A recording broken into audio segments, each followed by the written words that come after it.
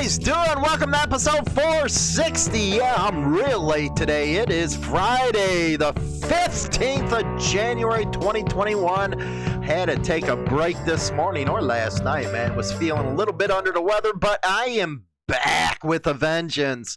Today, instead of some biker news, I wanted to, and by the way, this video is educational. It is not intended for you to go out there and bust any laws. But with the current situation with big tech, I really believe that the information here can help regular independent bikers, but more importantly, motorcycle club members, because a lot of people don't know the information I'm going to give you. A lot of this information you can, I've used and plenty other have used. Let's just, I'm trying to put it this way so people don't get freaked out. But you can find out anything you want with the information I'm going to give you. Anyway, to protect yourself from intruding eyes, big tech, law enforcement if you want, let's just put it that way. There's certain things that you can do to protect yourself. I'm going to be going over to different apps. I'm going to be going over even the dark web. I don't know if you guys have ever been on the dark web, but boy, is it a place to visit. Let me tell you, anything and everything you ever wanted is in the dark web. We'll just leave it at that, okay?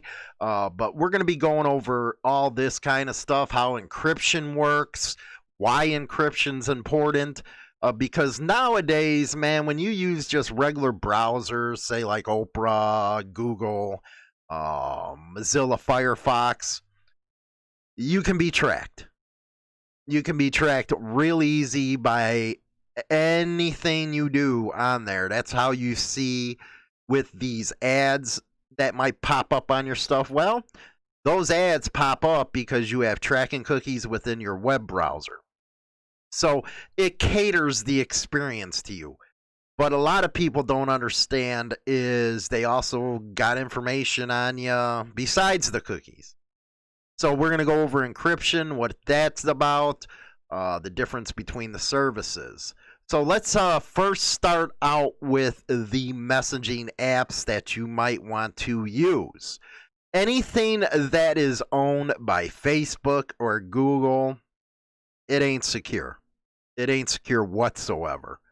A lot of people, and I know a lot of friends, use WhatsApp. Well, it ain't secure whatsoever, man. They store all kinds of data on that.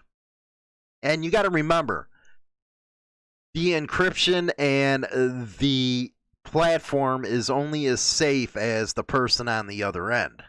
Remember that. But let's take a look at this. These are messaging apps. The one that I use personally is Signal. Now, Signal, the only data that they collect is your phone number because you need the phone number to work with it. There's no attempt to link to your identity whatsoever.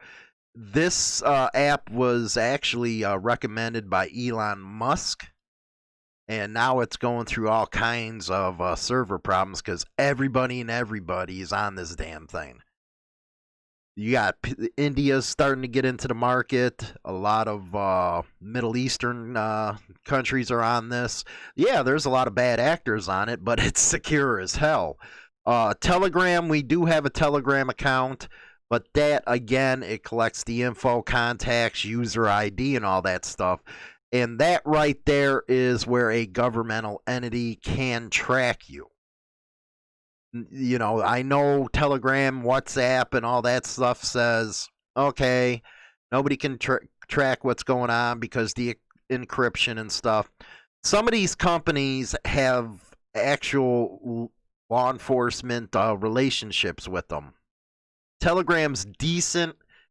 If you're just wanting to pal around, you don't have to, don't have to worry if you're doing something wrong. WhatsApp. Now, I know a lot of people in the motorcycle club community uses WhatsApp. WhatsApp is not secure. Number one, the reason is because of Facebook. They own it. Facebook owns it. Now, WhatsApp collects device ID, user ID, the advertising data, which regular browsers do too. Purchase history, course location, phone number, email, crash data, the whole 9 yards, payment info. They collect every damn thing that Facebook does. That should be a scary thing if you guys in the clubs are using this stuff. Now, according to TechRadar.com, now, again, they put Signal up there as one of the best, which it is. Then WhatsApp, Telegram, Threema, and Silence. Now, according to, in TechRadar, man, they're like the geek squad over at Best Buy. That's the gold standard. And the reason, to do with that is it's open source, it's industry-leading encryption, and it supports disappearing messages too. What I like about the disappearing messages, they got a time frame. Once you read them, boom, they're gone. Can't be tracked. Then the sparse interface, which, you know what? Simple is better to me. I don't care about the interface. Then they go on to say WhatsApp. Your contacts probably already use it. It's a very secure encryption standard. But like I said, the reason to avoid it, it's owned by Facebook. So it's not completely secure. They can still get into all your stuff.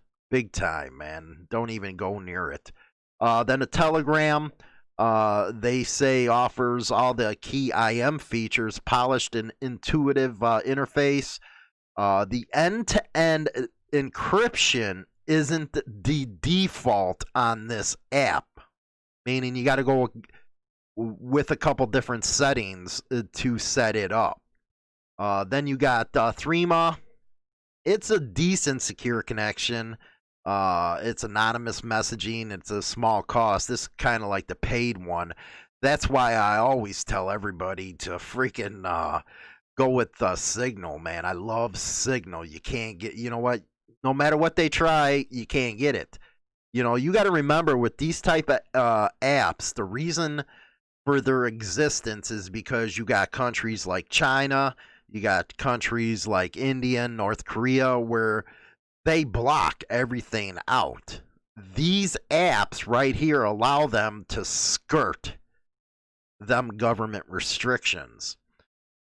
Silence is not, the SMS is not as secure as the IM is. Now, let's talk about email here. Your Google email don't protect you. I can find out probably within 20, 30 minutes your location, who you are, how you set up the Gmail account, the whole 9 yards.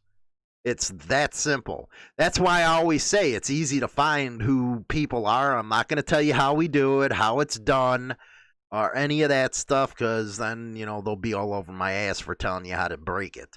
But anyway, emails are important. Once you get an email address, it's open season. It's open the season to find out everything you want to know about somebody.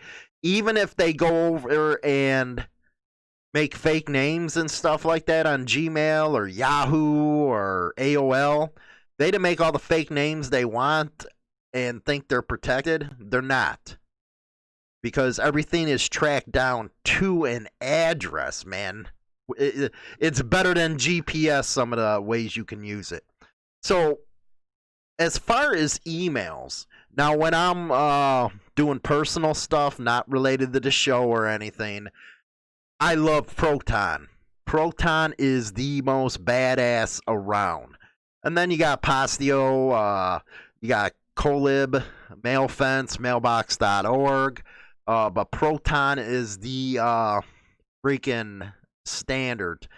The end-to-end encryption. Now, if you guys got questions about this type of stuff, visit it on the server, our Discord server, and I'll put a room up in our Discord server. That way you can ask me questions and stuff. If you do not know what end-to-end encryption means, I'm going to be going over that in a second, but I want to keep on focusing on the email services. You know, there's PGP. That's pretty good privacy. It's a lot different than what you're thinking. A lot of this stuff is technical stuff, like the two-factor authentication. But Proton servers are locked down under 1,000 meters of solid rock in a Swiss bunker that can survive a nuclear attack. Its digital security is about as impressive. It began development by a team of CERN Large Hadron Collider scientists in the wake of the 2013 Snowden leak. Now, let's bring up Snowden for a minute. What Snowden did was expose how the government collects information on us. And MCs, since they are always profiled, they're always going through law enforcement BS, this is something you might want to get. You know, this Signal, the Signal app, and this Proton Mail.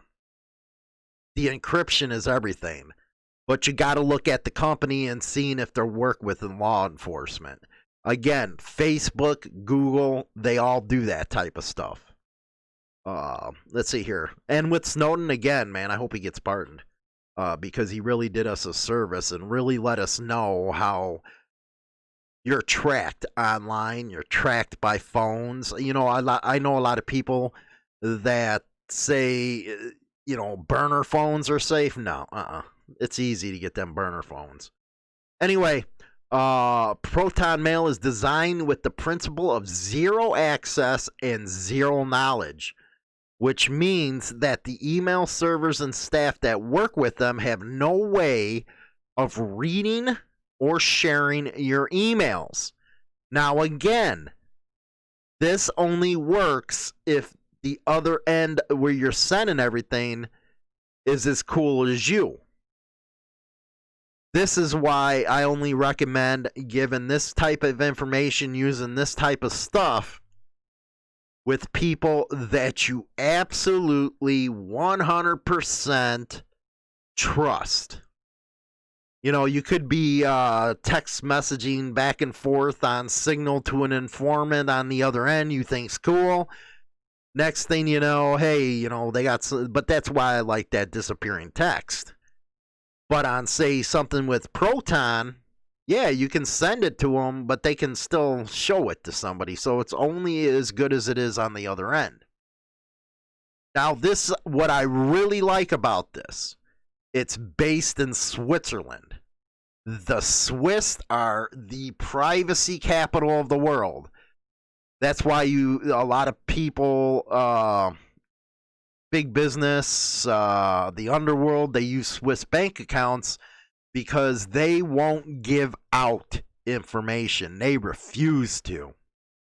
Let's see here. In an unlikely case, Proton Mail was ordered to hand over user data. It would have to be specifically subpoenaed by the Court of Geneva or Swiss Federal Supreme Court.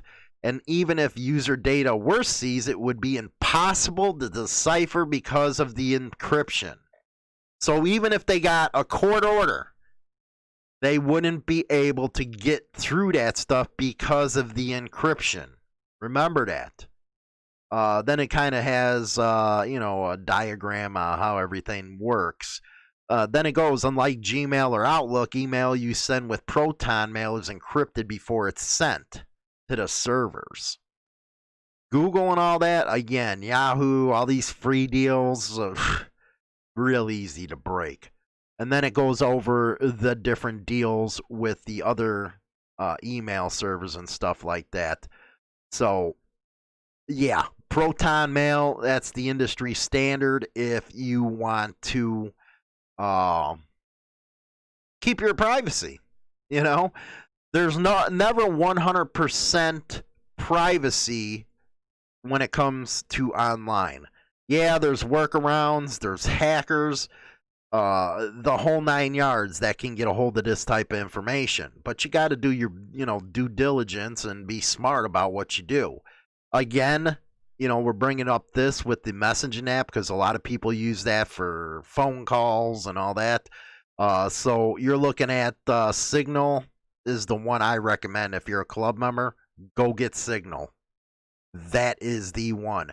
WhatsApp is BS. They still can get your stuff because they're owned by Facebook, and Facebook loves to work with the government when they're under siege, man. Now, let's go over encryption, of how encryption works and why you want to check out which service uses different type of encryptions. Now, what it does is it's taking plain text, like a text message or an email, it's scrambling it into an unreadable format. It's called ciphertext, as it says. Now, this is off of Norton's site. It helps protect the confidentiality of digital data either stored on a computer or transmitted through a network like the internet. When the intended recipient accesses the message, the information is translated back to its original form. That's called decryption. To unlock the message, both the sender and recipient have to use a secret encryption key. A collection of, let's see here, that scramble and unscramble data back to the rebuild. Okay. Now there's systematic and asymptomatic systematic encryption. Now here's the difference. Systematic encryption uses a single password to encrypt and decrypt the data. Asymptomatic metric encryption uses two keys. A public key, which is shared among the users, then a private key, which is not. Very important, this type of, I know it's all technical. If you're not really in the stuff, it can get overwhelming. That's why you got to look in and all that stuff. Now, there's triple DS, RSA, two-fish, using encryption via SSL. You'll see on HarleyLiberty.com, there's a lock on that website in the browser, meaning all your data is encrypted on that website. It's safe. Hacking is a big business, let me tell you. Then there's ransomware and all that type of stuff. Now, let's go to this one right here. This is the dark web. Now, the dark web is not hard to access. If you really want to get deep into privacy, not wanting the government to know what the hell you're doing, the dark web is the way to go. Now, there's the deep web, and then there's the dark web. There's two different things. Two different things between them two. We're going to talk about the dark web. You're going to need your Tor browser. You're going to need a VPN that's strong. You're going to need all kinds of virus protection for your computer. Because the dark web is just that, the dark web. There's a lot of actors out there. Come on, there is actors out there that are doing full bit freaking arms deals over the internet, drug deals over the internet, the whole 9 yards. And that's where Bitcoin and cryptocurrency comes. I'm a big believer in cryptocurrency.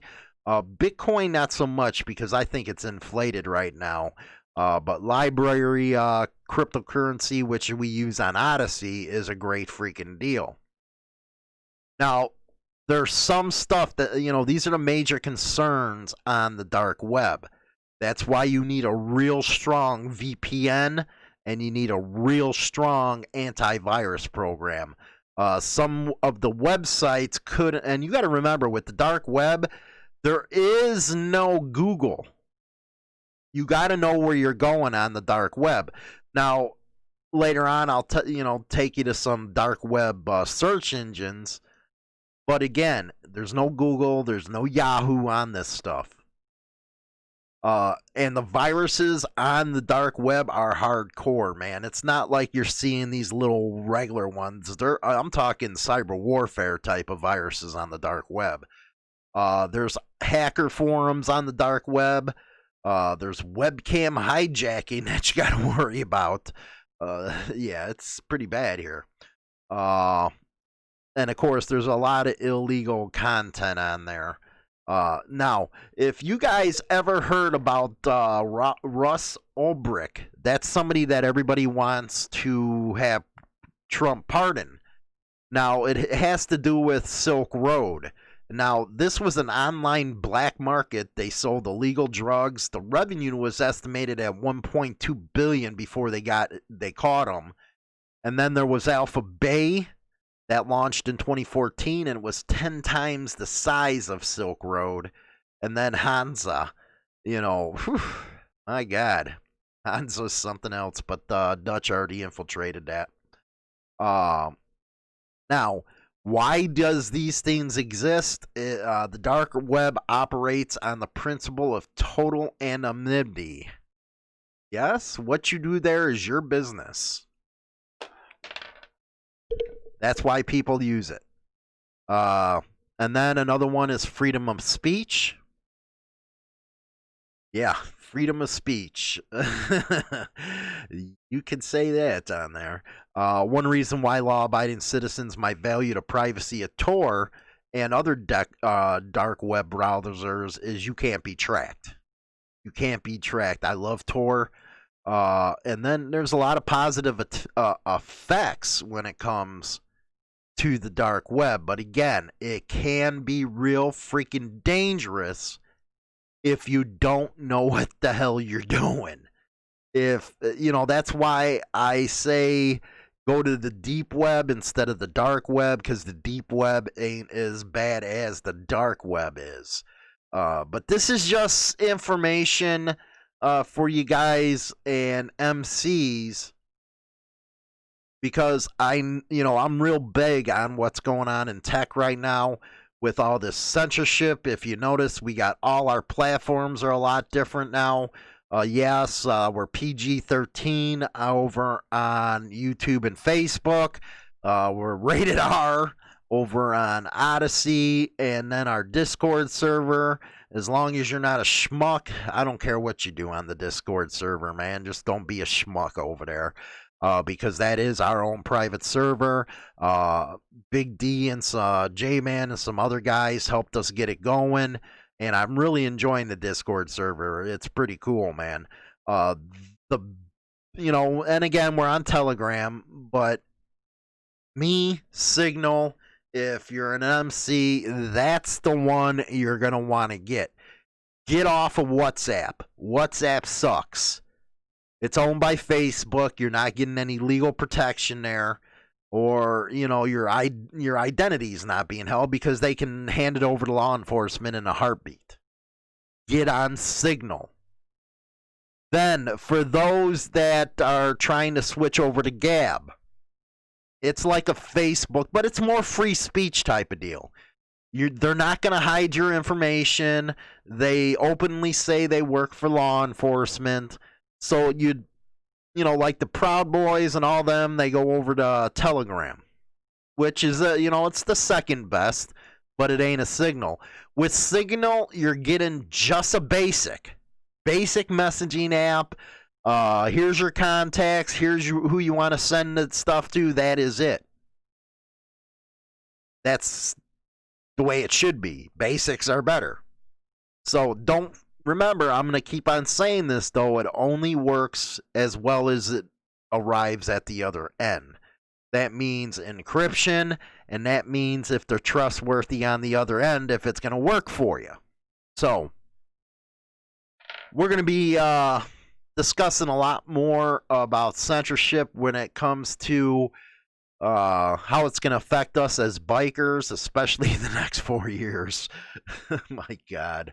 And all that good stuff. So hopefully this helped a lot of motorcycle club members. It helped a lot of independent bikers. and be careful out there, man, because if you read in depth what Snowden released and some of these other whistleblowers, it should scare the hell out of you.